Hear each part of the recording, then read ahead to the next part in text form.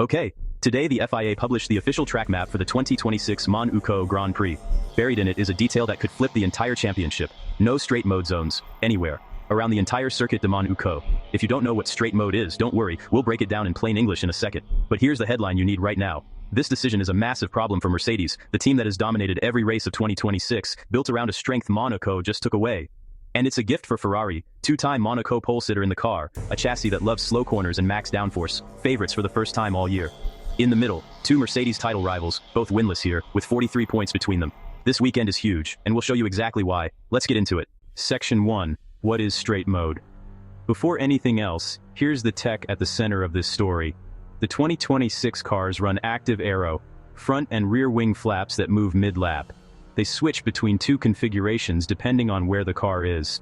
On the straights, flaps flatten to slash, drag, and add top speed. Straight mode. Corner mode keeps the wings at higher angles for maximum downforce. Tires pinned into the tarmac for grip.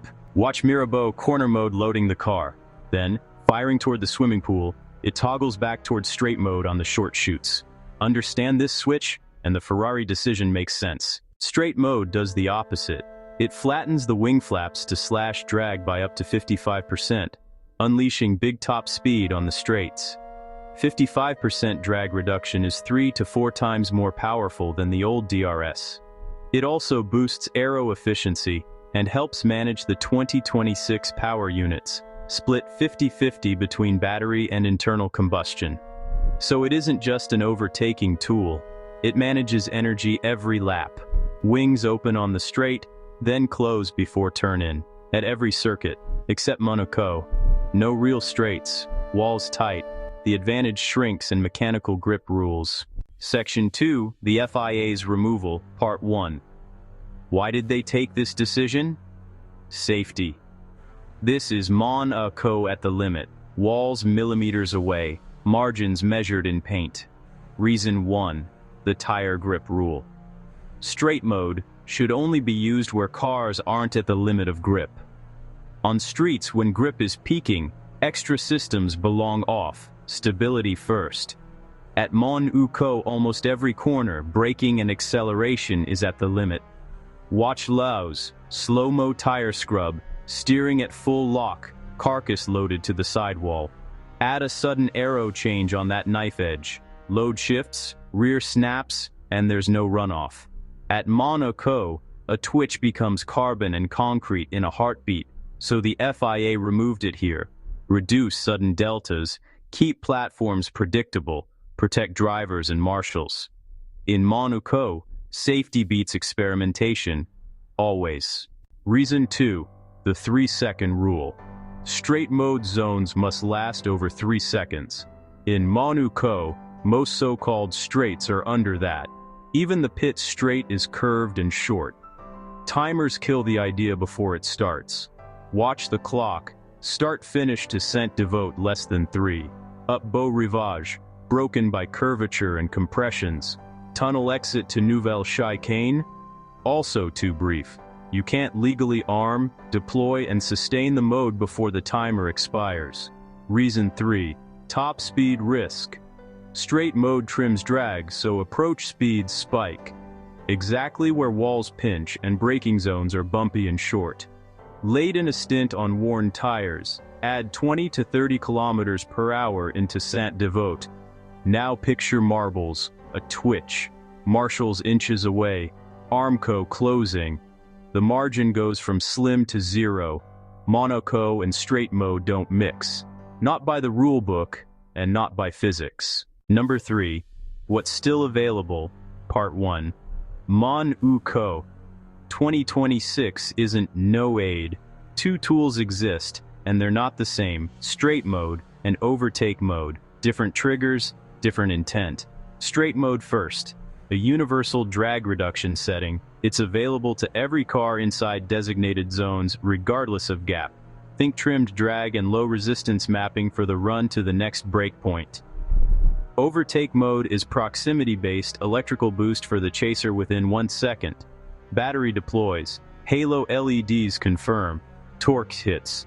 Crucially, overtake mode remains at Monaco, so racecraft shifts, manage state of charge, time the 1-second trigger, and exit corners clean to fire overtake mode, while straight mode keeps everyone fast in the zones. Tools exist, use them. Detection point is before Rascasse. Activation starts on exit and runs to just before Anthony Nogues. If you're within a second from swimming pool into Rascasse, you unlock extra electrical energy to launch a move into the final corner. On exit, traction bites, deploy hits. This is your only clean shot before the line. Still Monaco. Overtakes are brutally hard. Narrow line, blind brake, zero margin. Most attempts fade on wheel spin or lockups. Defenders own the apex. Moves die on traction. Remove straight mode and it won't level things. It just shifts setups toward rotation and traction. Energy targets, gear splits, rear suspension and aero balance all pivot. Some cars gain, others lose. The tool exists, rare, precise, earned. Eyes on Monaco to see who actually makes it stick. Section 4. What this means for Mercedes. The timing could not be worse. Just as Ferrari make their move, Mercedes are all in on a concept built for the straights. The 2026 W17 wins time in straight mode, low drag, efficient hybrid deployment, minimal scrub, extracting advantage down every long chute so far. Look at the speed traces, plus 6 to 9 kilometers an hour at trap, green deltas on exits, time banked before braking. But Monaco compresses the map, tight corners, bumps, traction zones, straight line edge fades, mechanical grip and rotation rule. Silver meets Armco, precision over power, ride quality, soft edge torque, and front bite decide quali. So Piero's nod lands as Mercedes face their weak track type.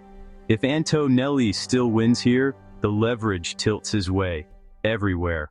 Section 7, Continuation. By locking cars out of low-drag trim, Monaco neutralizes Mercedes' biggest strength, straight-line punch. After the pre-Miami engine loophole ban, and with no straight mode here, the W17 arrives without its primary weapon. This place is slow-speed science. Brake into Mirabeau, rotate for lows, breathe the throttle through Portier, thread the swimming pool, kiss the wall at Rascasse. It's mechanical grip, traction maps, and ride compliance, not DRS delta, that decides it.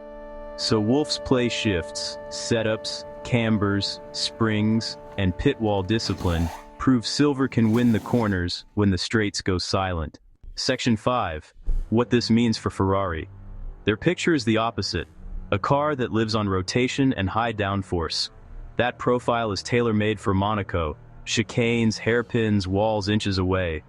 Through swimming pool, rapid direction changes reward front bite and stability, exactly where this Ferrari feels alive. On board, you see the precision, slow-mo curb kisses, confident traction out of lows and Portier. The package breathes here. And with straight mode effectively removed this weekend, their usual straight-line deficit disappears. Drag penalties fade, corners decide. So if they qualify up front, track position converts to control. Clean air, tire care, and the Tifosi can dare to believe. Driver factor, Charles Leclerc at Monaco, 4 poles, a win. He knows every millimeter of this place. Hamilton arrives sharper after Canada. Focus high, execution clean. 2 elite drivers, 1 street track that fits this Ferrari's window. And with rules trimming Mercedes' main edge, the gap narrows. Garage prep, setups, pit drills. Ferrari smell opportunity. Timing could not be better for Ferrari. Section 6. The championship picture. Antonelli 125, Russell 82, 43 back. Leclerc 3rd, Hamilton close. Monaco is decided in qualifying. 1 brush with the wall ends weekends. Antonelli, huge test. Never won here. Form counts less at Monaco. Russell's pivot race beat Antonelli, where straight-line advantage vanishes. A Monaco win flips psychology and snaps momentum back. A Ferrari win tightens the constructors and declares real title intent. Parc ferme pressure, red garages believing. History check, Monaco 2026 is the first Grand Prix since 2011 with no movable wing aids, no DRS, no straight mode. One weekend of pure maximum downforce running. With drag reduction gone, qualifying becomes everything. Track position is king. Racing turns into precision endurance between walls. Expect fewer overtakes, but higher stakes. Tire life, rhythm, pit windows, and safety car timing decide it. Drivers say it could be more fun, and unpredictability may deliver the drama. Monaco at dusk, engines heat, grid builds, one circuit, no crutches, who adapts fastest? The FIA just confirmed 0 straight mode zones at Monaco, tire grip limits, a 3-second activation rule, and top speed safety. Consequence: Mercedes lose their biggest weapon, and Ferrari gain a baseline edge, on a weekend where Leclerc usually owns Saturdays, on home streets. That puts Antonelli versus Russell into a fight where Mercedes' dominance isn't guaranteed, and Leclerc can flip his season. Monaco week. Practice Friday, June 5th. Qualifying Saturday, June 6th. Race Sunday, June 7th. Who wins Monaco 2026? Is this Ferrari's race to lose? Can Antonelli or Russell break their Monaco duck? Did the FIA make the right call? Like, subscribe, and I'll see you Friday.